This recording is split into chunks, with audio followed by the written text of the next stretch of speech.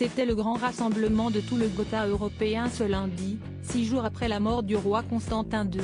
Toutes les familles royales s'étaient réunies à Athènes dans la matinée pour lui rendre un dernier hommage. Et en première position, sa famille, sortie en larmes de la cérémonie, et notamment sa femme Anne-Marie, qui n'a pu cacher ses larmes. La main sur le cœur, la reine originaire du Danemark a remercié ses invités et le public en pleurs, mais particulièrement digne. Entourée de leurs 5 enfants, Alexia, 57 ans, l'héritier Paul, 55 ans, Nicolas, 53 ans, Théodora, 39 ans et Philippos, 36 ans, elle portait notamment le même pendentif qu'elle avait choisi pour leurs noces, il y a presque 59 ans. Tombés amoureux alors que la jeune femme n'avait que 16 ans, le couple ne s'était depuis jamais quitté, malgré l'exil et la situation politique difficile.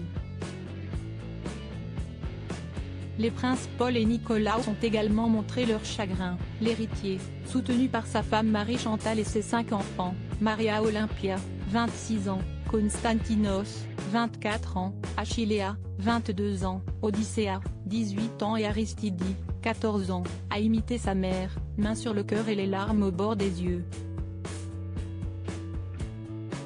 Il a ensuite longuement serré dans ses bras ses cousins Felipe V d'Espagne et Joachim et Frédéric du Danemark, offrant des images poignantes.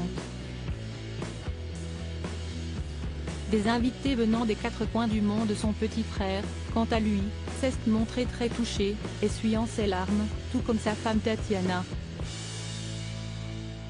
Il faut dire que le couple était particulièrement proche du roi et vivait près de lui pour le voir régulièrement. Alexia de Grèce, l'aînée de la famille, a également écrasé quelques larmes, tout comme son mari Carlos, son petit frère Philippos, et leur petite sœur Théodora. Très ému, tout le clan, particulièrement soudé, a heureusement pu compter sur le soutien des nombreux invités. Outre la famille royale d'Espagne, quasi, au grand complet, de nombreux rois et reines d'Europe avaient fait le déplacement. La reine Margrethe du Danemark et sa sœur Bénédicte, les aînés de la reine Anne-Marie, avaient bien sûr fait le déplacement pour soutenir la veuve. Les princes Frédéric et Joachim, en froid depuis quelques mois, avaient quant à eux décidé d'une trêve pour leur oncle. Touché, le roi Willem-Alexander des Pays-Bas est arrivé dans la matinée avec sa femme Maxima et sa mère, la reine douairière Béatrix. À leur côté, le roi Philippe de Belgique avait fait le déplacement avec sa femme Mathilde, tout comme le roi Carl XVI Gustave et sa femme Sylvia. Le grand-duc Henri de Luxembourg était également présent, non loin du prince héritier Haakon de Norvège, de sa femme Mette-Marie et sa sœur Martha Louise.